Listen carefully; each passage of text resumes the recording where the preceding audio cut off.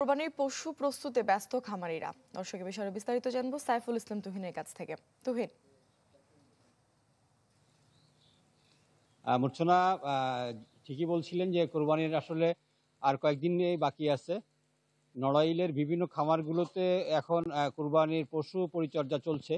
আমরা যেখানে দাঁড়িয়ে আছি এটা হচ্ছে নড়াইলের তারাপুর গ্রামে মিল্টন শিকদারের যে খামার চিত্রা অ্যাগ্রো মূলত এইখানে খামার গরু প্রস্তুতি চলছে এখন বিভিন্ন চলছে এবং এগুলো বিভিন্ন সময় এখানে যেটা হচ্ছে যে এখান থেকেই এই গরুগুলো বিভিন্ন ক্রেতারা এসে কিনে নিয়ে যাচ্ছেন, কারণ এখান থেকে একদম দাম এবং ওজন ফিক্স করা আছে।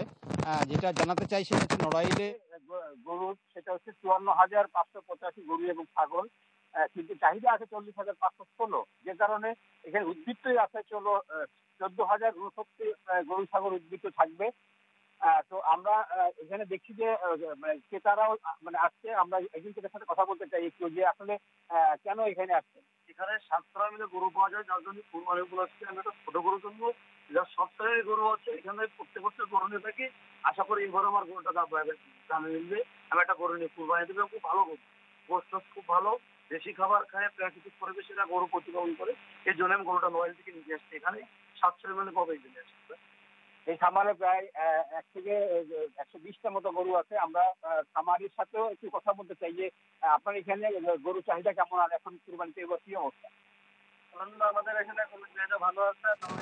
গরুর চাহিদা ভালো আছে।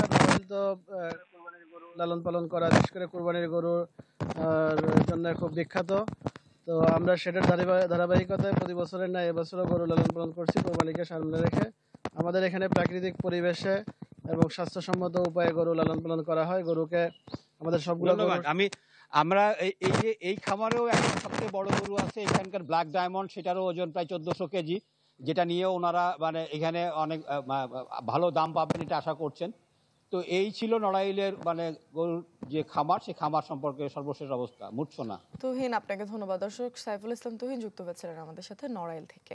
একনল হ্যান্ড ওয়াশ 100% প্যারাবেন ফ্রি, তাই নিরাপদ হাতের জন্য আস্থা রাখুন